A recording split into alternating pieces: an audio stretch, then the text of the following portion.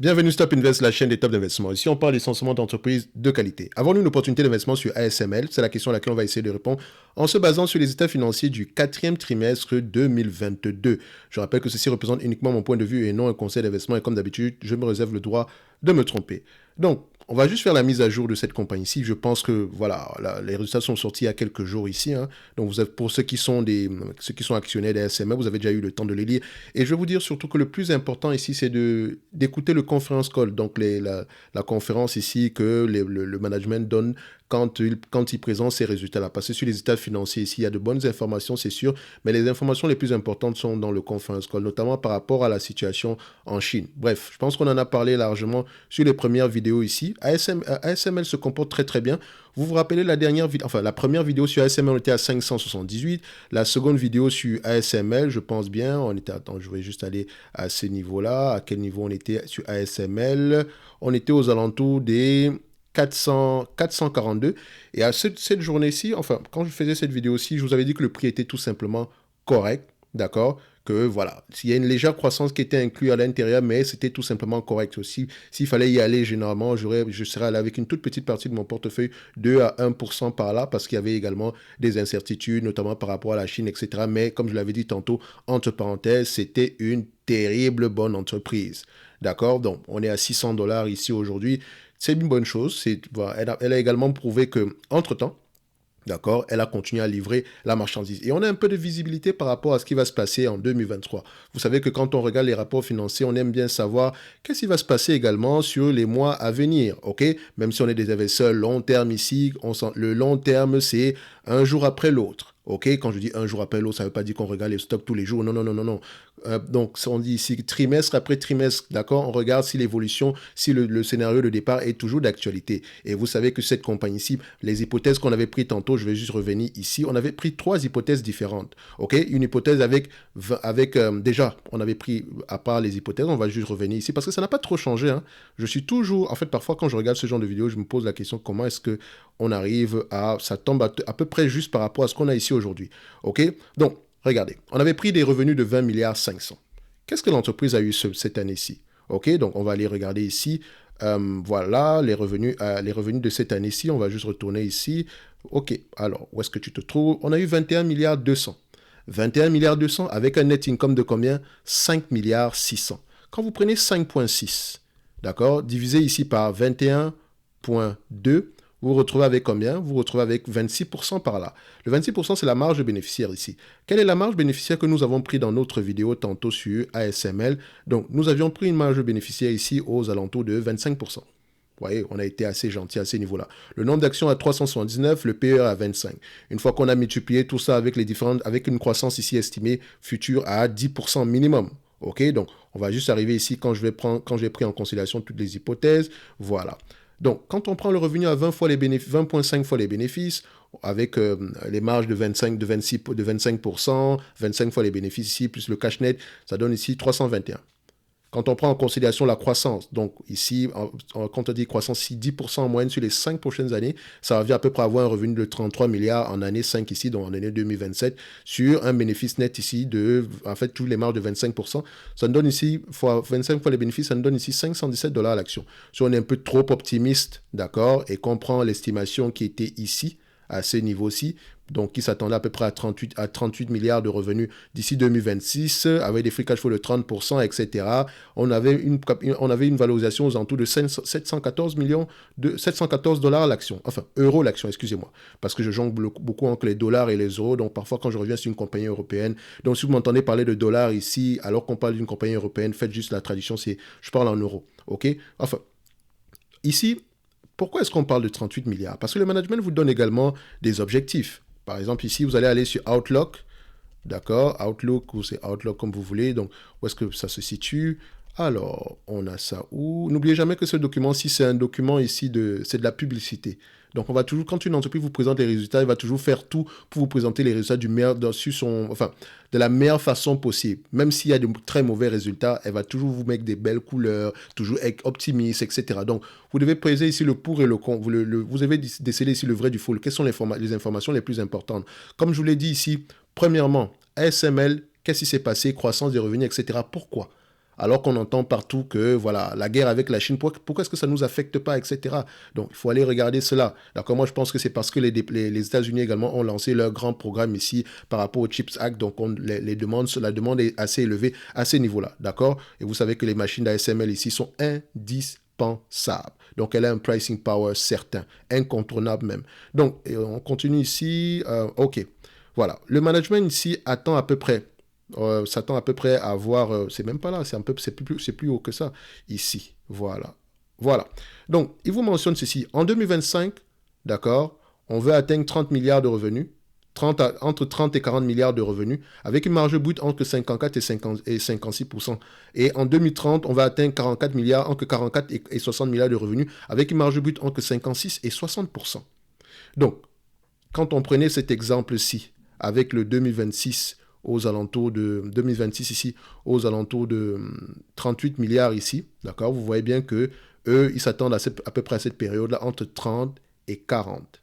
OK, donc 38, on est plutôt proche du 40 ici. Dans tous les cas de figure, on ne surpaye pas. Si on s'arrête même à 30 milliards ici, même si on tombe à 33, admettons qu'on arrive à 33, qui était l'estimation qu'on avait à peu près sur cette partie-ci, OK, ici, on était aux alentours de 517 $ l'action. OK? Et ça ne prend même pas en considération l'augmentation des marges. Donc, ASML, le jour où on faisait cette vidéo, était correctement évalué. D'accord? Tout dépendait maintenant du pourcentage d'augmentation des marges ou bien du pourcentage ici de croissance future. OK? Mais le prix à ce jour-là était tout simplement correct. OK? Donc, je vais un peu lire un article ici qui vient du journal ici Investir. On va le lire rapidement ici, histoire de voir à peu près qu'est-ce qui s'est passé, etc. C'est juste pour faire un raccourci, hein, parce que s'il fallait rentrer dans les détails ici, je pense que pour quelqu'un qui investit sur cette compagnie-ci, voilà, on a de très bonnes nouvelles. Les bénéfices nets sont croissants, etc. Les bonnes informations, de toute façon, on va y revenir. ASML Holding a fait état mercredi d'un bénéfice, qu'on dit mercredi, c'est la semaine passée, d'un bénéfice dépassant les attentes au quatrième trimestre et prévoit une augmentation de plus de 25% de son chiffre d'affaires en 2023, malgré la possibilité de nouvelles restrictions sur ses exportations en Chine. D'accord? Donc, le fabricant d'équipements pour la production de semi-conducteurs a du mal à répondre à la demande, car ses principaux clients, TSMC, Samsung, à la fin de l'année. Donc, les analystes de Crédit Suisse estiment que ce bénéfice pourrait être perçu négativement par le marché, étant donné les récents rebonds du cours de l'action de la société, donc en hausse de 22% depuis janvier et 55% par rapport au plus bas au mois d'octobre. Donc, pas ça personnellement, perçu négativement, franchement, je ne vois pas où est la négativité ici, d'accord? Donc, je pense ici que les analystes essaient d'anticiper le comportement des investisseurs. Donc, ça, c'est plutôt psychologique à la fin de la journée. Mais bon, vous savez que les marchés ici, la seule chose qu'il faut généralement essayer d'anticiper, c'est de regarder aux alentours des bénéfices nets. Maintenant, comment est-ce que va se comporter un investisseur lambda par rapport à telle ou telle information? Franchement, vous serez parfois surpris. Parfois, il y a des entreprises qui ont des résultats catastrophiques, mais l'action ne bouge pas. Regardez Intel, catastrophique. Et ça n'a pas bougé du tout. 6%, c'est rien du tout par rapport à la nouvelle. Et en passant, vous avez vu les résultats d'AMD. Donc, c'est parce qu'Intel a en train de nous raconter par là. Donc, moi, je pense que aux alentours, parce que AMD se comporte bien. Bah, enfin, elle s'est très bien comportée. Il faut aussi voir que AMD est plus petit. Mais je pense que technologiquement parlant, AMD, voilà, même pas que je pense, AMD est très avancé. C'est pour ça que c'est pu se vendre très très bien, d'accord? Notamment, Intel ici accuse ici le fait que les clients finaux ici ont à peu près beaucoup de stock, etc. Mais pourquoi est-ce qu'AMD se comporte bien? Donc, comme je vous l'avais dit ici, peut-être qu'on reviendra sur une vidéo ici sur Intel, mais après avoir regardé AMD ici. Mais de toutes les façons, sur Intel, il y a plusieurs informations possibles. Enfin, il y a plusieurs débouchés possibles ici. OK? On ne fait pas une vidéo sur Intel ici, mais bon, vu qu'on est dans les semi-conducteurs, premièrement, si on développe bien le segment Foundry, on s'en sort. OK? Deuxièmement, on a également le segment Mobile Eye ici qui pourrait s'en sortir avec l'augmentation ici des voitures intelligentes. OK? Donc, voilà également un relais de croissance ici. Et si elle arrive à s'en sortir avec les GPU, d'accord, donc à concurrencer AMD ou Nvidia au niveau des GPU, ça peut également être une bonne chose. Mais ça dépend uniquement de l'exécution dont le management est très important. On revient ici.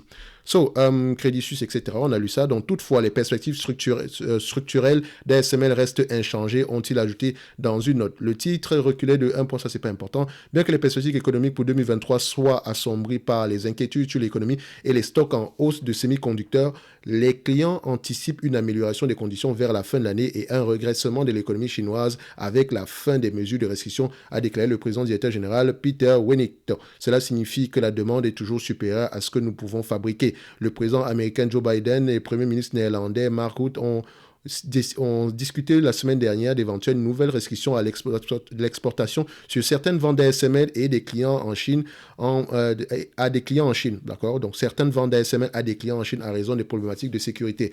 C'est ça qui me dérange dans toute cette affaire-là. Parce que là, ça devient plutôt politique, d'accord? Oui, je peux également comprendre, parce que techniquement, il y a une guerre. Rappelez-vous la vidéo qu'on a fait dernièrement sur la guerre des semi-conducteurs. Il y a une guerre présentement au niveau des semi-conducteurs. Et tout le monde se tient par quelque chose, on va le dire comme ça, d'accord? Les États-Unis ont des comment on dit ça?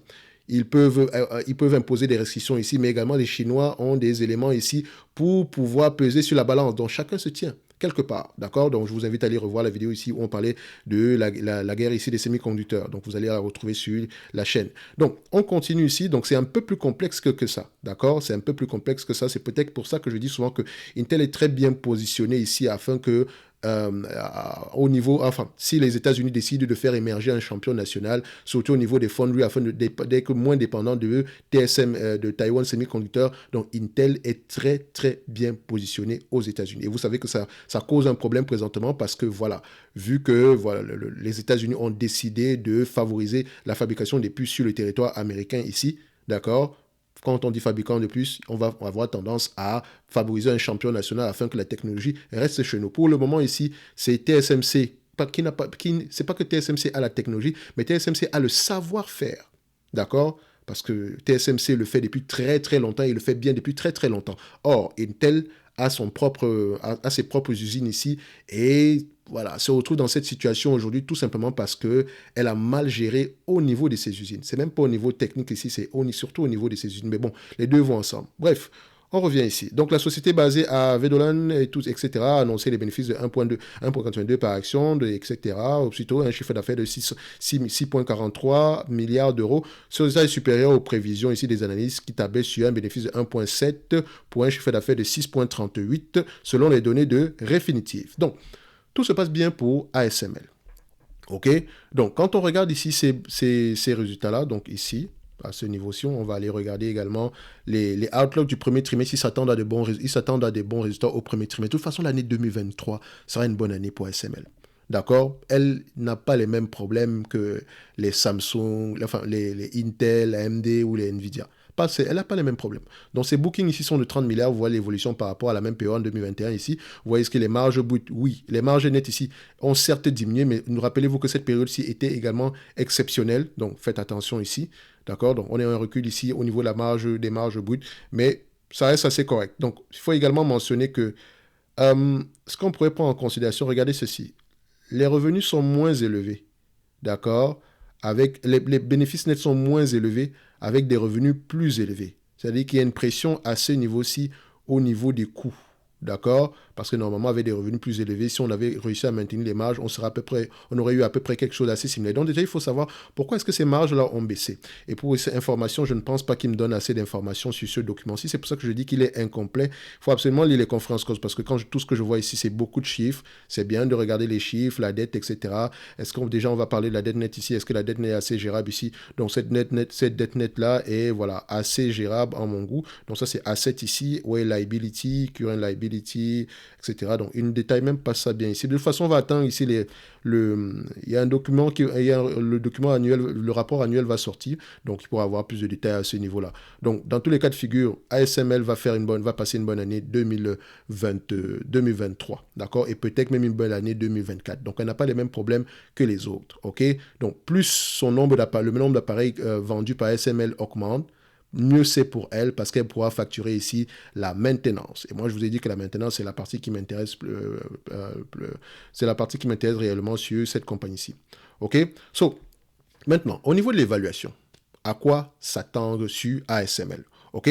Donc déjà, avant de continuer, je vous invite tous à nous rejoindre ici dans le service Top Premium ou bien la Top Newsletter gratuite ici où on partage généralement ici des analyses sur le secteur des semi-conducteurs. Rappelez-vous, on a fait plusieurs vidéos sur l'analyse sectorielle ici des semi-conducteurs, d'accord? Donc généralement également, on partage des notes d'analyse sur des entreprises intéressantes dans le secteur des semi-conducteurs si elles sont sous-évaluées, bien sûr. OK? Donc vous n'avez pas que ça ici, vous pouvez également demander des analyses fondamentales, plus également le partage des deux entreprises qui, moi, m'intéressent chaque mois ici, d'accord? Ça peut être une entreprise, essentiellement des entreprises américaines, d'accord? Mais on se réserve également le droit de proposer des entreprises européennes parce que voilà, la plupart de l'audience également est en Europe ici, mais voilà, on s'est dit, on se réserve le droit parce que je vous ai dit, je favorise surtout les entreprises américaines tout simplement parce que j'ai un biais psychologique par rapport à ça et la plupart des entreprises que je vous propose sont des entreprises qui, moi, m'intéressent, donc pour mon propre portefeuille personnel ici, ok, donc vous pourrez voir ici la somme par rapport à l'abonnement ici annuel est tout simplement modique pour le travail qui est fourni à l'intérieur, donc il ne suffit juste pas de proposer les entreprises, on fait également le suivi, donc normalement pour le segment des semi-conducteurs ici, je vais voir s'il faut faire une mise à jour,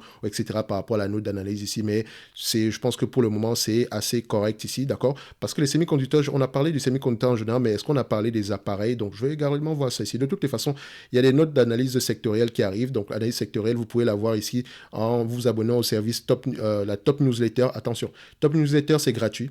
Top Premium, c'est payant, d'accord?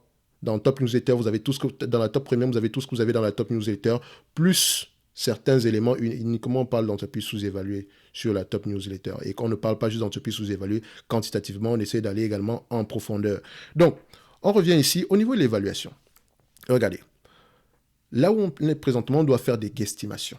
OK? On va faire des guesstimations parce que l'entreprise ici, elle a des objectifs financiers ici. Hein, vous avez vu des objectifs. Elle a des objectifs ici de 60 milliards, entre 44 et 60 milliards en 2030. Admettons, soyons fous. Je vais bien dire, soyons fous ici. OK? Admettons que le 60 milliards, on l'atteint. Et surtout, il ne faut pas juste l'atteindre, il faut le maintenir. C'est ça qui est important. Parce que si on atteint 60 milliards, après on revient à 40, non, il faut le maintenir. Donc soyons fous, d'accord? Admettons que vous l'avez acheté à 500 dollars l'action, d'accord? Et que, voilà, c'est une entreprise qui arrive à garder ici des marges de 26%. Gardons les marges de 26% ici, fois 25 fois les bénéfices. Elle est tellement bonne que à la fin de la journée, elle a un pricing power certain. OK? Donc, on divise ici par le nombre d'actions. Donc, le nombre d'actions, est-ce qu'il a changé entre-temps? On pourrait voir ici ASML. On va voir ça ici. On va prendre ça ici. Nombre d'actions, c'est dilute. Donc, là, je suis en train d'extrapoler. Faites attention. OK? Parce que ça reste ici de la guesstimation. On n'est pas en 2030. On n'a pas encore atteint les 60 milliards. Vous voyez que c'est presque le double de ce qu'on a ici. Peut-être le triple même de ce qu'on a ici aujourd'hui. Donc, faites attention. D'accord? 2030, c'est dans 7 ans. Dans 7 ans, il y a beaucoup de choses qui peuvent changer. Il peut y avoir une nouvelle technologie qui vient, etc. C'est juste pour vous dire que si le prix de l'action arrive à un certain niveau pendant cette courte période de temps, dites-vous que ça inclut déjà les anticipations futures. Et ça peut peut-être être un bon point pour pouvoir se départir d'une partie de ces actions ici. D'accord? Donc, on a à peu près 393 millions d'actions, d'accord? Donc, je divise ici divisé par 393 millions d'actions. Donc, techniquement, aux alentours de entre 999, disons, 1000 euros ici, d'accord? Ce serait le maximum. Donc, si cette entreprise-ci atteint les 1000 euros, d'accord, disons, avant 2030, d'accord, avant d'atteindre les 60 milliards ici, dites-vous que c'est le moment de commencer à la bazarder. Pour le moment ici, vous savez qu'à 38 milliards de revenus ici, voilà, on a on est à peu près aux alentours des 750 dollars, 750 euros l'action ici. Et n'oubliez pas également qu'il y a la possibilité d'augmentation des marges, d'accord? Donc, moi, j'aime bien ce que j'ai vu sur ASML ici. OK? J'aime bien ce que j'ai vu sur ASML. C'est une très belle entreprise. C'est le genre d'entreprise qu'on recherche dans nos portefeuilles généralement dans le service Top Premium. C'est le genre d'entreprise qu'on veut avoir. D'accord? Des entreprises qui seraient difficiles de tuer. Malgré tout ce qui se passe en Chine présentement, vous voyez que ces entreprises-ci, les commandes continuent à écrire là et elles n'arrivent même pas à les satisfaire la demande entièrement. OK? Oui, Taïwan pèse toujours autant au niveau du chiffre d'affaires ici, mais voilà, on va également observer à quoi ça va ressembler. Est-ce qu'aujourd'hui, cette entreprise est une opportunité d'investissement? Je dirais la réponse sera simple. C'est bien moins intéressant que précédemment. Donc, celui qui vient ici présentement, comme je vous l'ai dit, voilà, faites vraiment attention. jugez par rapport à la taille du portefeuille que vous allez allouer ici, d'accord? Je ne dis pas que vous aurez peut-être tort, mais voilà, ça devient un peu, on est déjà à un niveau assez élevé ici, d'accord? Donc, on est quand même à 32 fois les forward PE, alors que quand on l'a analysé précédemment ici, on était juste à 25, ok? 25, ça ne prenait même pas encore en considération la croissance future, ok? Donc, enfin, légèrement, ça prenait une légère croissance future ici, mais c'était assez abordable pour nous faire dire ici que le prix était tout simplement intéressant. Bravo à tous ceux qui ont eu acheté l'entreprise à ce prix-là. D'accord, aux alentours de 450-500 $ à l'action.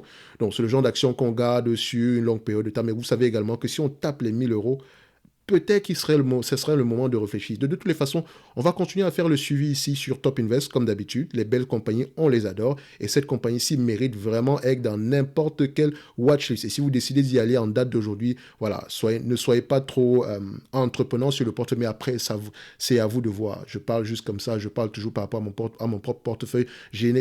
Voilà, chacun est différent ici. Vous pouvez être très optimiste. OK, mais au moins vous savez ce que ça implique. Lisez toujours vos rapports financiers parce que c'est la lecture qui vous libère. OK, bon, pour ceux qui sont investis ici, écoutez le conference call. OK, donc c'est très important d'écouter le conference call ici. Au moins, ça vous donnera une idée ici de ce que le management pense par rapport à Taïwan. D'accord, pour faire simple, parfois vous pouvez aller, vous prenez la transcription du conference call ici et vous recherchez par exemple l'information contrôle F ici. Vous tapez Taïwan et ou bien vous tapez la Chine pour essayer de voir ce qu'on a dit sur la Chine ou bien sur Taïwan. Ça vous donne une idée générale. Rapidement, vous tapez également la recherche avec pricing pour voir ici si on compte augmenter les prix, etc. C'est un peu comme ça que je fais souvent quand je vais lire un rapport financier rapidement, surtout quand je sais à peu près quelles sont les informations que je devrais rencontrer ici. OK, donc vous pouvez également rechercher Chips Act, le Chip Act, excusez-moi, Chips Act, donc c'est comme ça, T-I-F. S'il le mentionne également ici pour voir à peu près quel serait l'impact sur leur bénéfice net. Pour l'inflation, l'entreprise est très optimiste ici.